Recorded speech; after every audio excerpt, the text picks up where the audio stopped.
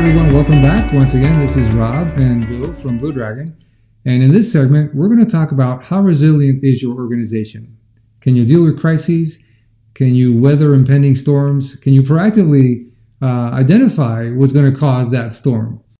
So here to talk about this particular topic is my a friend and associate, Dr. Bill Toth. Bill? Good morning, Rob.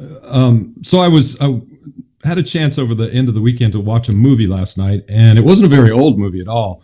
And one of the things that was a symbol or a piece of technology that was talked about quite a bit, because it was one of these espionage movies that wanted to collect everyone's BlackBerries. What's a BlackBerry? So now we're in 2022, and not very long ago, BlackBerries were ubiquitous, and it was the cool thing to have. So when we talk about resiliency, you remember? So when we talk about resiliency, I think this is a good example of kind of trying to look at a corporate strategy and putting the eggs in a certain kind of technological basket that really didn't pan out. So somewhere around 2007, when the iPhone was released, BlackBerries became antique technology virtually overnight.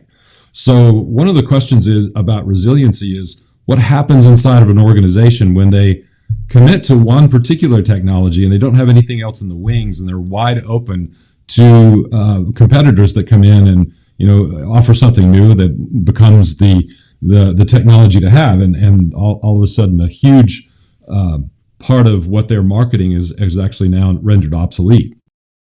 And beyond technology, of course, Bill and I, we talk about organizational resiliency and the ability of an organization to adapt to changing times, or even worse, to adapt to some kind of maybe a major watershed event or a catastrophic single event, or a change in the organization's cultures over a period of time that's really causing the overall either productivity or results to go downhill.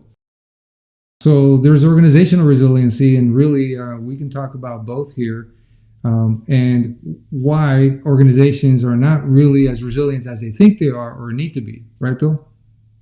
Right. So there are two ways to think about it as this sort of translates into HCA and how we apply HCA in organizations. Number one is you've had a bad event, then you want to quickly and accurately identify what the root cause is, and then return to normal operations. That's the first one.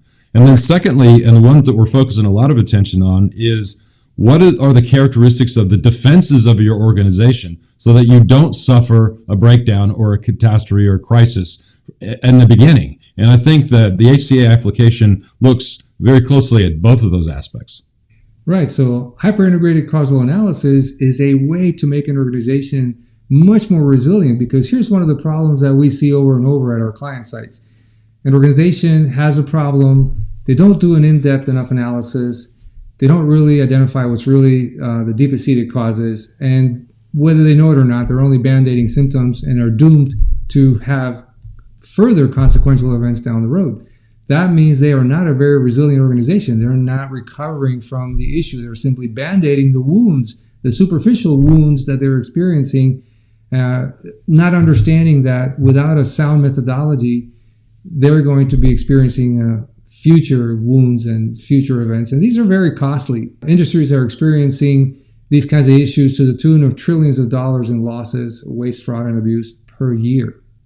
So to wrap up, could Blue Dragon, the application of Blue Dragon, have foreseen and then prevented the rise of the iPhone at the exclusion of the BlackBerry and saved the BlackBerry company?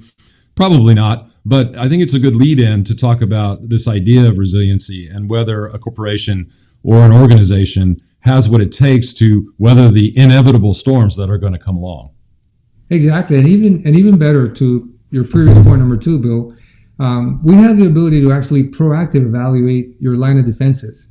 What is the health of your organization and their policies, procedures, programs that are making everything function as well as it could? Well, you're full of latent weaknesses, whether you know it or not. So if you can change out your self-assessment processes, whether internal, independent self-assessments and peer reviews or operational readiness reviews, things like that, if you can learn to use the Blue Dragon methodology overlaid on top of those self-assessment efforts, you can get out in front of events by proactively identifying the weaknesses, the latent weaknesses in your line of defenses, and strengthening those before you even have an event. So we really want you to think about resiliency in proactive terms. Get out in front of it is the best solution, right? An ounce of prevention, as they say. So everybody get out there and now that you've seen this video and chat amongst your friends, but you're going to do it on an iOS or an Android device, and probably not as likely to do it on a BlackBerry, but spread the word. That is correct. Thanks, Bill. And we look forward to seeing you in another segment of Blue Dragon Bites. Thank you.